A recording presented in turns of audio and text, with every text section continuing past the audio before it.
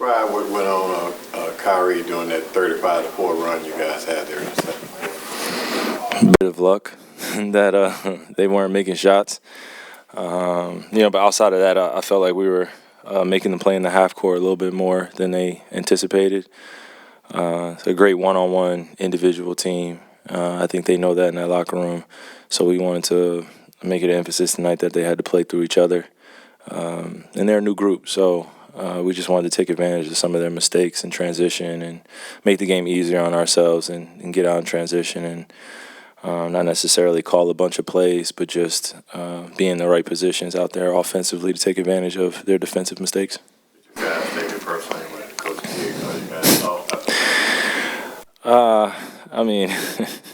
I think that's the beautiful nature of this game and being able to respond the way we did tonight.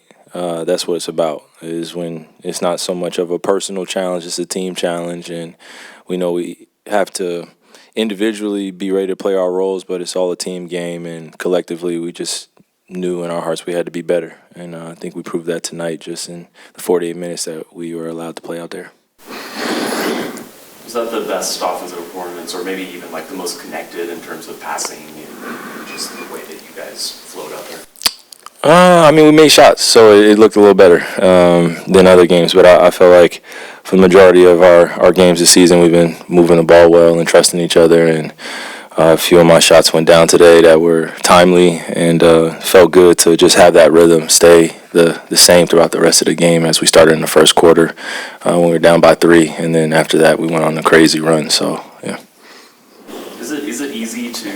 Is it difficult to not view results through the ebb and flow of shot making, something that, you just said there is a randomness to it? Yeah. Sport of basketball, man. They could. Challenge of not getting too high or not getting too low with a big loss?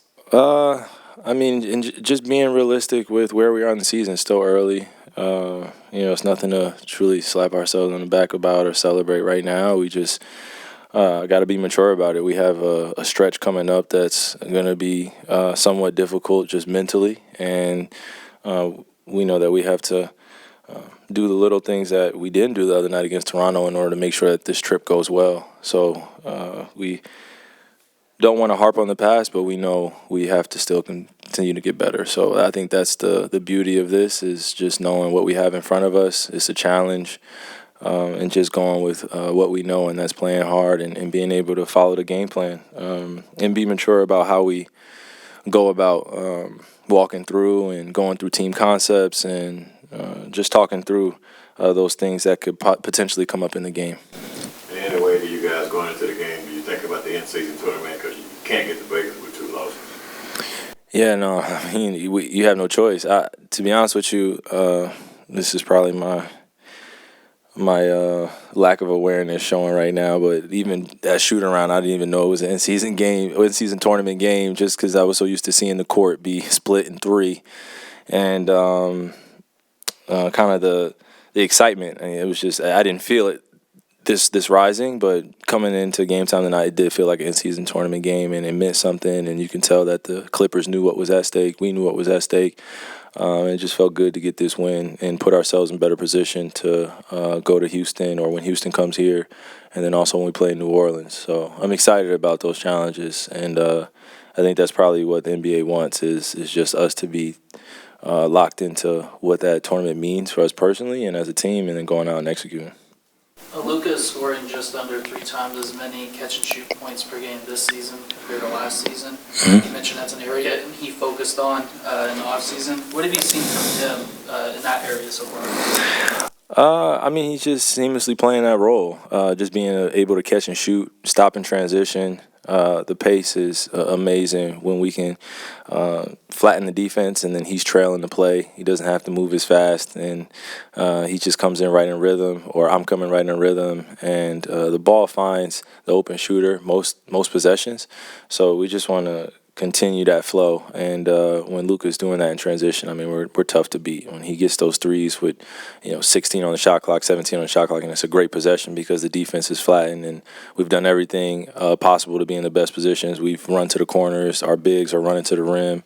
We're playing with that pace, and then Luka comes in and just does his step back or gets to an open area on the court and then makes it easier for us. So it's good to see him,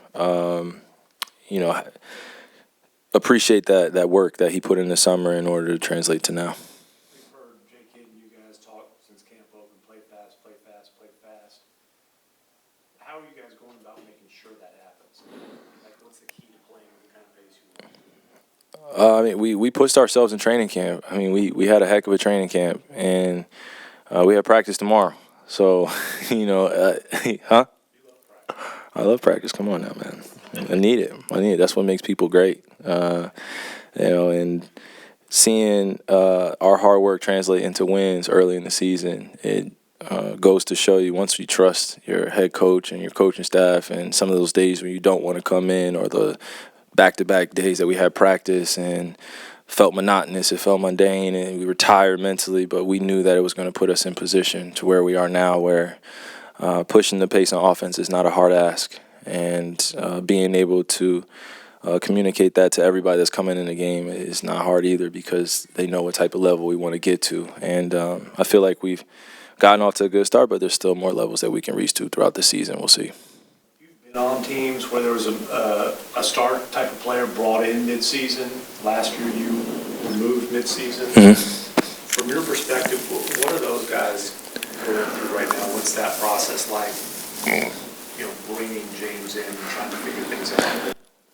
Oh man, they're going through what all of us humans go through, is just adjustment periods to playing with other great players and playing with other great thinkers out there. And they're all students of the game. I think they appreciate the talent they do have, but it's going to take them a few more games to figure out spacing, to figure out, when is the time to push. Individually, they're incredible.